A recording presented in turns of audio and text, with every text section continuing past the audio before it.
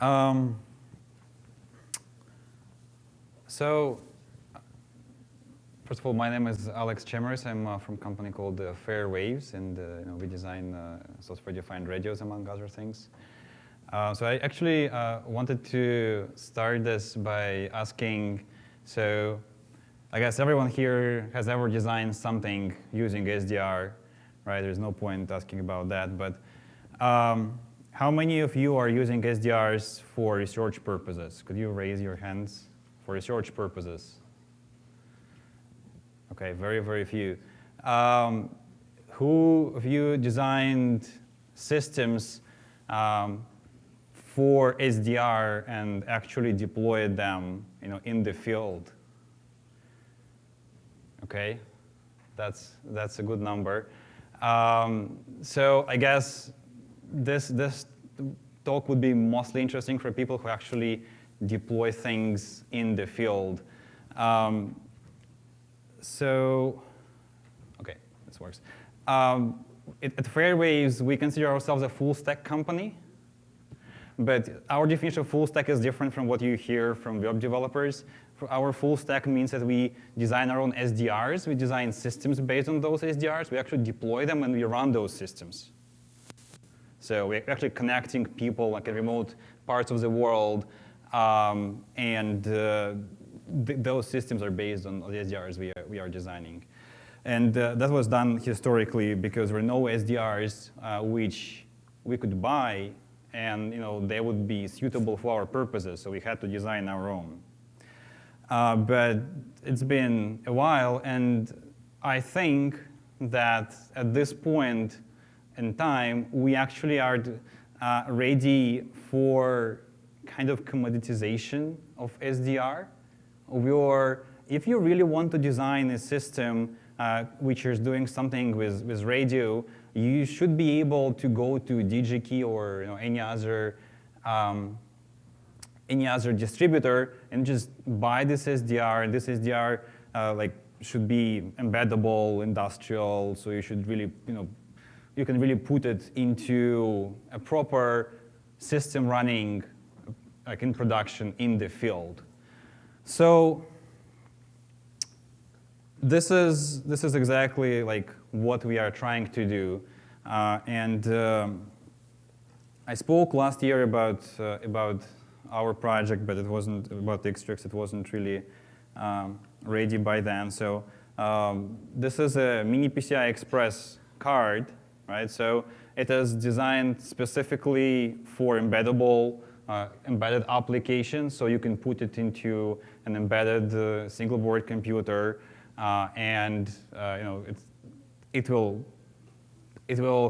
sustain the typical temperatures for industrial applications, and it will give you a good high performance, and at the same time be relatively inexpensive. So again, it makes sense to just buy them instead of designing your own SDR, which I think is kind of the state of art right now, because people buy SDRs, they prototype with them, and then once the prototyping is done, they just go and try to design their own SDR, which is kind of stupid, I think.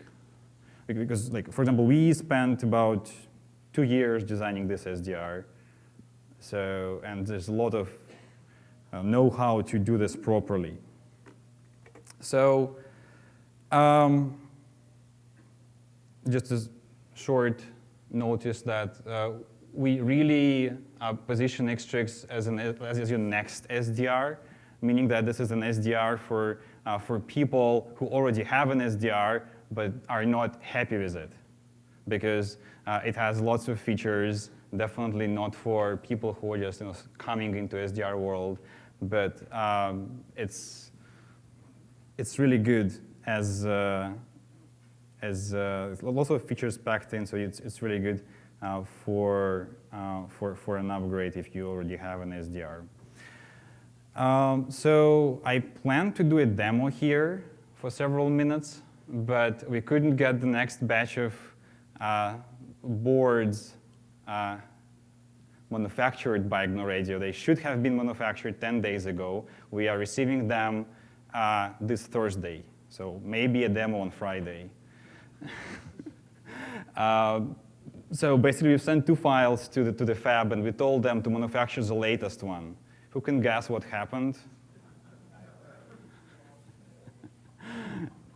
Yes, so it's European versus American date format. So they manufactured a wrong board. And they were calling us asking why the BOM doesn't match. I mean, because, yes, the PCB is wrong. So no demo for right now. It's like in this anecdote, we are like, what did you do with 2 Titan balls? Oh, I've lost one and I broke the other one. So we had another working XTRX with us. So yesterday we just wanted to do a firmware upgrade and we bricked it. Sorry. Yeah, maybe on Friday. Anyway, so it'll be mostly a talkative presentation now.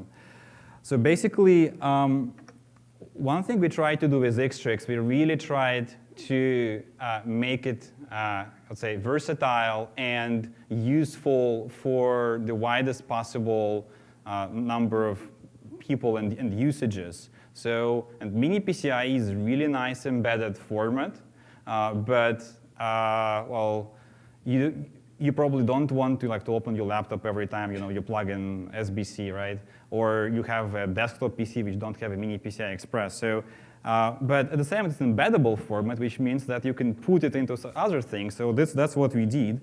So well, we've created an adapter for full-size PCI Express. We've created an adapter for just USB 3, normal USB 3, which can be plugged into a laptop, and it's not even big. So, and again, as it was mentioned by other guys, so Thunderbolt 3 is pretty much supports PCI Express. So if you have a converter from mini PCI Express to Thunderbolt 3, then the device just appears on your laptop as a normal PCI Express device. So you don't even need to design this. We'll show a converter which you can buy off the shelf right now. So right now, again, a big progress since last year. So last year when we showed the first XTRX board, there basically were no software support. So now we are really progressed on that, and by the time we make the board available, the plan is to really have wide software support. So the plan support is for Linux, Linux on x86, Linux on ARM, and for Windows.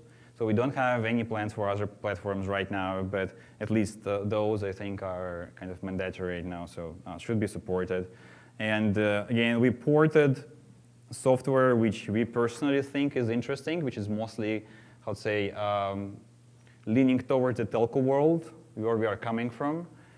So it's OSMA-TRX running GSM, it's LTE systems from Amarisoft proprietary and from SRS, it's open source. And obviously radio. That was actually our first port done a year ago. We plan to have 2 versions of XTRX.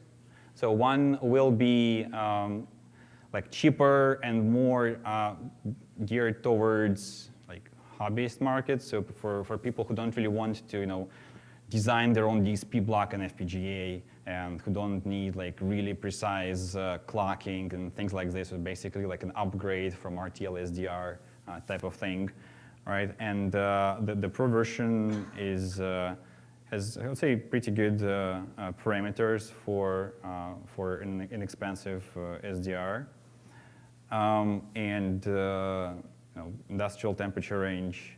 There will be some space left on FPGA for DSP blocks. And given that the Mini PCI Express is a low latency bus, you can really write a DSP block in FPGA and access it from the CPU without much penalty in terms of latency. Like, for example, what you have when you work with GPUs. They have really high throughput, but lots of latency. With Mini PCI Express, there is almost no latency from software perspective, at least. So their GPS DO resolution we are targeting at pro version is 0.5 ppb, which is like 1,000 times more than typical inexpensive SDR, which are typically at 2 ppm. So it's really stable clock. So what's interesting here is that with this, you can really start looking at things like massive MIMO, like at home or on the go. So I was always wondering, is there anything really useful coming out of crypto mining? So this is it, right? So this is a very inexpensive PCI Express hub, basically $200 from eBay, designed specifically for crypto mining. Now you can use it to plug in 8 XTRXs and get 16 by 16 MIMO, very, very inexpensively. And then you can either plug this into your PCI Express if you have a PC, or you can plug this into this board, which is also sold on eBay. Another for $290, it converts it to Thunderbolt 3. And you can take it with you wherever you go. It's very, very interesting, I think. So things are definitely getting much, much cheaper. So this whole setup is, I don't know, like $500. Well, plus cost of XTRX, but again, it's not much as well anyway. So, and when we say like MIMO, we really designed the board to support clock synchronization. So we have special pins, basically reference clock, and 1 PPS routed through reserved pins on the Mini PCI Express connector. So if you have a special designed,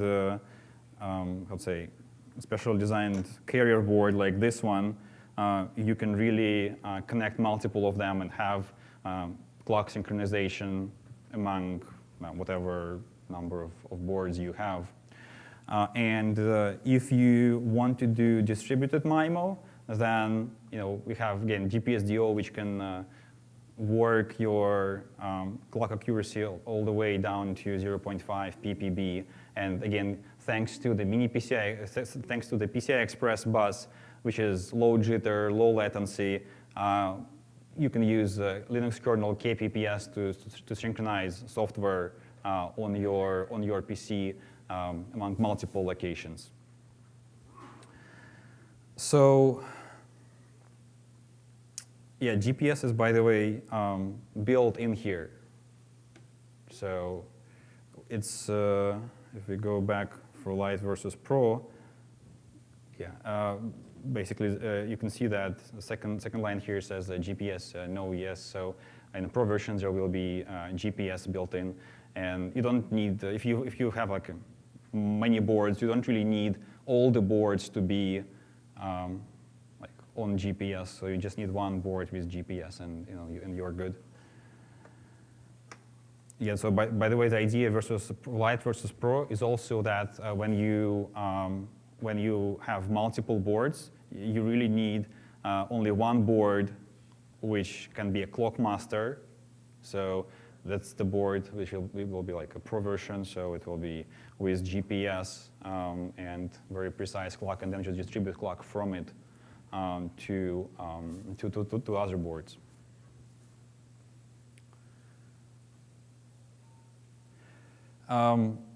We also thinking about adding a native like USB 2 support here, because well, first of all, when we started designing a mini PCI Express board, it was kind of a discovery for me is that mini PCI Express connector actually has not only PCI Express, it actually has USB there as well.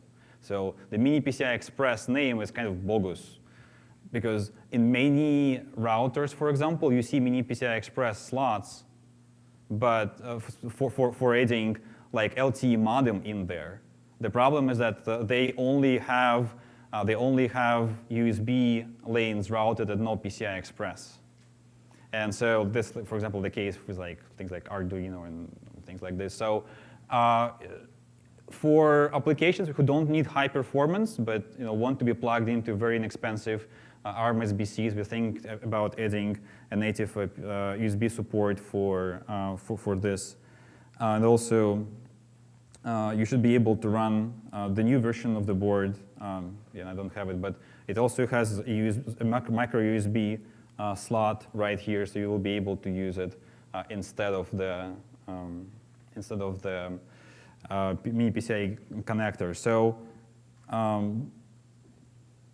that's again, so you can connect it to like Raspberry Pi or something like this, and then it becomes very easy and very low cost system to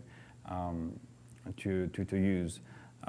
So the hardware, we added all the features in hardware required to do this. The FPGA code is not there yet, so this will need to be written, but it's possible.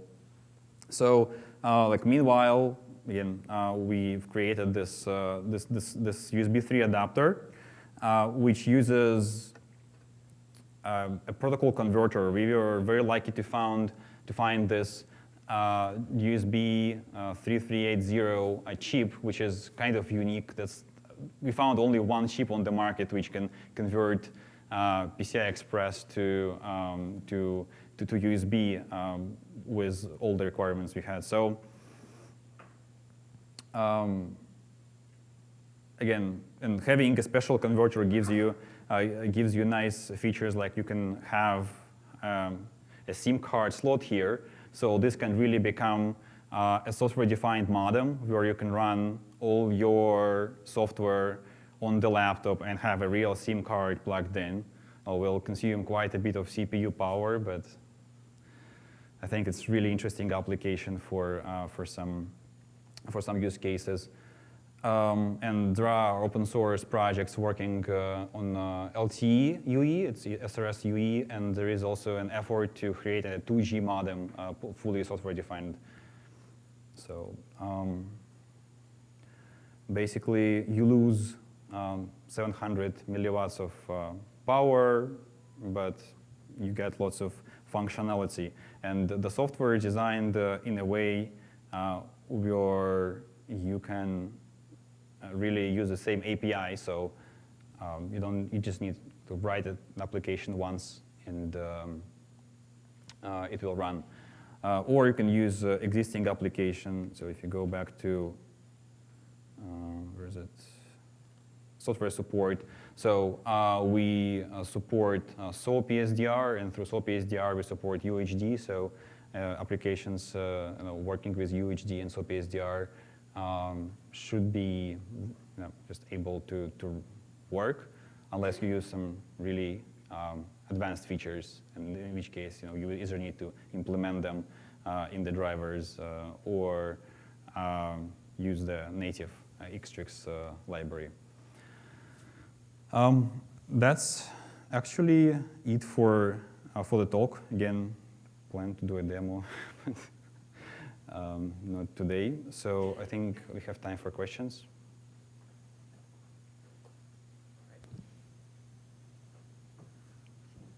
Please raise your hand if you have a question. There you go. Jared.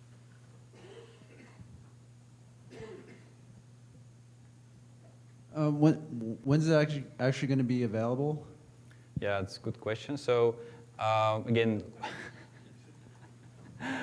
we are receiving the boards which we consider the final revision this Thursday. So we'll spend another couple weeks testing them, right? So if they work as expected, then we will start what we call an early adopter program. So basically, we'll select some companies who will be able to get boards from this first batch. And meantime, we will prepare like a bigger batch to make it available. So I think, like realistically, I don't know, maybe early next year for general availability. But again, like no promises until we test the boards. I guess the other question will be about pricing. So we are trying to get the light version below $200, but it depends on like volume and things like this. So I can't promise anything right now, but we are trying to do this. The Pro version will be a little bit more expensive, but definitely below 1,000. All right. No one else? Okay, well then thank you very much, Alex.